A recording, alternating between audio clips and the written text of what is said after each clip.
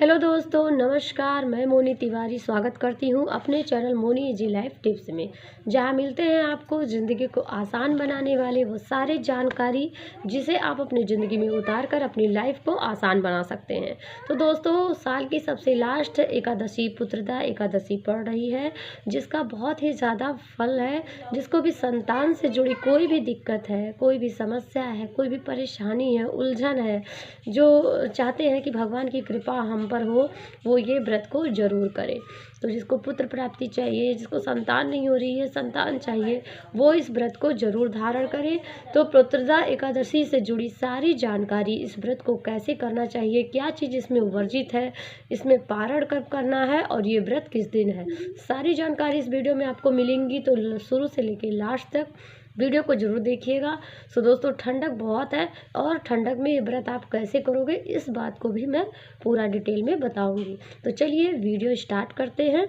Video अगर आपको पसंद आता है तो प्लीज़ एक छोटी सी लाइक और चैनल को सब्सक्राइब जरूर करिएगा। जान लेते हैं कि पुत्रदा एकादशी कब है। तो पुत्रदा एकादशी को लेके सबके अंदर कन्फ्यूजन है। कोई बोला है 30 को रहना है और कोई बोल रहा है 31 को रहना है। तो देखिए, 30 दिसंबर को मंगलवार दिन पड़ रहा है, जिसमें सुबह आपका 7 बजे से एकादशी तिथि आरंभ हो जाएगा। तो 7 बजे के पहले आपका दसवीं है और लोग बोलते हैं कि दसवीं अगर रहे तो वो दिन एकादशी के लिए श्रेष्ठ नहीं माना जाता। लेकिन आप चाहे तो 7 बजे के बाद आपका एकादशी लग जा रहा है, आप मंगलवार को व्रत रह सकते हैं। अगर आपके मन में कोई भी डाउट क्लियर नहीं है, कोई भी मन में दुविधा है, तो आप 31 दिसंबर दिन बुधवार को भी पुत्रदा एकादशी का व्रत रख सकते हैं। तो चलिए जान लेते हैं कि आप पारण कब करें। अगर आप 30 दिसंबर को अपना व्रत पुत्रदा एकादशी आरंभ कर रहे हैं तो आपको 31 दिसंबर दिन बुधवार को दोपहर में 1 बजे के बाद पारण करना है। आपको वैसे सुबह 5 बजे ही आपका एकादशी तिथि समाप्त हो जाएगा, द्वादशी लग जाएगा 31 दिसंबर को।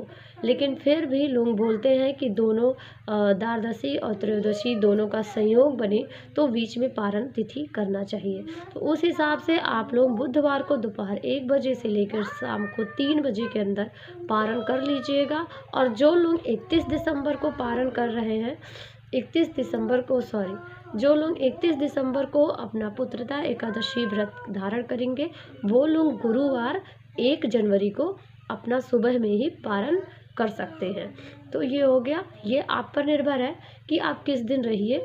वैसे 30 दिसंबर को रहना भी सही है। आप चाहे तो 30 दिसंबर को भी रह सकते हैं, आप चाहे तो 31 दिसंबर को भी रह सकते हैं, ठीक है। लेकिन अगर आप 31 दिसंबर को रह रही हैं पुत्रदा एकादशी, तो सुबह 5 बजे तक ही आपका एकादशी तिथि है। तो आप सुबह 4 बजे से लेके 5 बजे के बीच अपना पूजा वगैरह कर लीजिएगा। एकादशी का सारा व्रत का पूजा संकल्प जो भी है, प्रसाद भोग जो भी है, वह आप कर लीजिएगा, क्योंकि 5 बजे के बाद द्वादशी तिथि लग जाएगा, ठीक है। तो सारी चीज़ मैंने डाउट क्लियर कर दिया, पारण भी और व्रत भी। तो चलिए जानते हैं इस व्रत को कैसे करना है। व्रत को करने के लिए आपको सुबह में सवेरे जल्दी उठकर स्नान करना होगा। चूँकि ठंडी का मौसम चल रहा है तो आप लोग गर्म पानी से ही नहाइएगा, नहीं तो तबीयत ख़राब हो जाएगी। सो दोस्तों, मैं भी ठंडी की वजह से आपको सारी चीज़ें करके नहीं दिखा पा रही हूँ कि किस तरह से मैं चौकी वगैरह बिछा कर आपको सारी चीज़ें विधि से दिखा सकती थी कि इस तरह से आपको पूजा करनी है, पर ठंडी को ध्यान में रखते हुए मैं ये सब नहीं कर पा रही हूँ। तो मैं आपको ऐसे ही बता रही हूँ, आप लोग उस चीज़ को ध्यान से सुनिएगा और उसे फॉलो करिएगा। सो दोस्तों देखिए, जिस दिन आपका एकादशी का व्रत है उस दिन सुबह में आपको थोड़ा जल्दी उठना पड़ेगा। आप लोग गर्म पानी से नहाइएगा, क्योंकि ठंडी चल रही है। और थोड़ा सा नहाने के बाद गर्म पानी में, चूँकि गंगा जल नहीं मिलाना चाहिए, इसलिए आप लोग नहाने के बाद थोड़ा सा गंगा जल अपने ऊपर छिड़काव कर लीजिएगा, ठीक है। आप अपने मंदिर में जहाँ भी आप पूजा करेंगे, चौकी पे पीला कपड़ा बिछा दीजिएगा, क्योंकि एकादशी विष्णु जी के भगवान को, लड्डू गोपाल को पीला वस्त्र बहुत पसंद है। तो पीला वस्त्र बिछा के विष्णु जी की फ़ोटो रख दीजिएगा। और विष्णु जी की फ़ोटो के साथ गणेश जी की प्रतिमा भी होनी चाहिए, क्योंकि बिना गणेश जी की पूजा के विष्णु जी की पूजा नहीं मानी जाती। तो आप लोग विष्णु जी और गणेश जी को साथ में रखिएगा और दोनों लोगों को जल से अभिषेक कर दीजिएगा। मतलब जल से थोड़ा छिड़काव कर दीजिएगा, पहले गणेश जी को फिर विष्णु जी को, ठीक है। अगर आपने कोई वस्त्र वगैरह मंगाया है पीला तो चढ़ा दीजिएगा, नहीं मंगाया है तो आप कलावा वगैरह भी चढ़ा सकते हैं। जो कलावा होता है हाथों में बांधने वाला, उसे भी वस्त्र माना गया है, तो आप थोड़ा थोड़ा तोड़ के गणेश जी को विष्णु जी को चढ़ा दीजिएगा। अगर आपने लड्डू गोपाल घर में रखा है तो उनको भी साथ में बिठा दीजिएगा, उनके भी वस्त्र बदला दीजिएगा और स्नान करवा दीजिएगा, ठीक है। अगर आपके पास जनेऊ है तो जनेऊ भी विष्णु जी को चढ़ा दीजिएगा। तो आप वस्त्र, कलावा, जनेऊ तीनों में से एक भी चीज़ है तो भी आप चढ़ा सकते हैं। और फिर आपको संकल्प लेना है हाथों में तिल और पुष्प लेके कि मैं अपनी संतान प्राप्ति, पुत्र प्राप्ति या फिर आपसे फल और पुण्य के लिए ये व्रत को धारण कर रही हूँ, आप इसे पूरा करो। ये संकल्प लेके आप अपने मंदिर में अपना पूजा स्टार्ट करिएगा, ठीक है।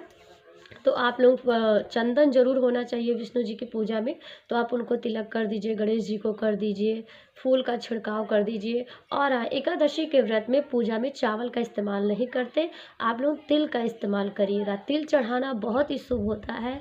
और थोड़ा सा जो दीपक जलाएंगे उसमें भी तिल डाल दीजिएगा। जितना तिल तड़कता है उतना ही आपके संतान की आयु बुद्धि बढ़ती है, ठीक है। संतान के लिए बहुत अच्छा होता है तिल चढ़ाना। तो तिल आप लोग चढ़ाइएगा, तिल थोड़ा सा दीपक में भी डालिए, धूप जला दीजिएगा, दीपक जला दीजिएगा। फिर पुत्रदा एकादशी की किताब आती है जो कि फूल और तिल लेकर आप लोग उसको पूरा पढ़िएगा। उसके बाद आप लोग विष्णु जी की आरती कर दीजिएगा, लड्डू गोपाल को आरती दिखा दीजिएगा, गणेश जी को दिखा दीजिएगा, ठीक है। और एकादशी के व्रत में तुलसी दल चढ़ाना बहुत ज़रूरी होता है, लेकिन एकादशी के दिन आप लोग तुलसी दल बिल्कुल मत तोड़िएगा, क्योंकि उस दिन मंगलवार पड़ रहा है और मंगलवार को तुलसी दल नहीं तोड़ते हैं खरवास के महीने में। तो आप लोग एक दिन पहले तोड़ के रख लीजिएगा। तो पहले गणेश जी को भोग लगाइएगा, उनके में तुलसी दल बिल्कुल मत डालिएगा, पर विष्णु जी को जो भोग लगाइएगा उसमें आप भोग लगा दीजिएगा। भोग में आप लोग क्या लगा सकते हैं, भोग में आप लोग तिल और गुड़ के लड्डू बनाकर चढ़ा सकती हैं, बहुत ही अच्छा होता है।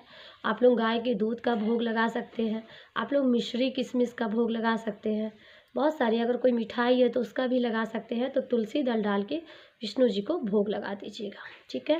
आरती करके अपनी पूजा की समाप्ति कीजिएगा। आप लोग पूरे दिन फलाहार, दूध, फ्रूट सब कुछ खा सकते हैं, ठीक है। अगर आप नमक खाना चाहें तो नमक भी, सीधा नमक खा सकते हैं, कोई दिक्कत नहीं है। तो एकादशी के व्रत में कोई वर्जित नहीं होता है, सब कुछ खा सकते हैं आप, बस आपको अन्न नहीं खाना है, बाकी फलाहार की चीज़ें सारी खा सकते हैं। तो इस तरह से आप व्रत रखिएगा।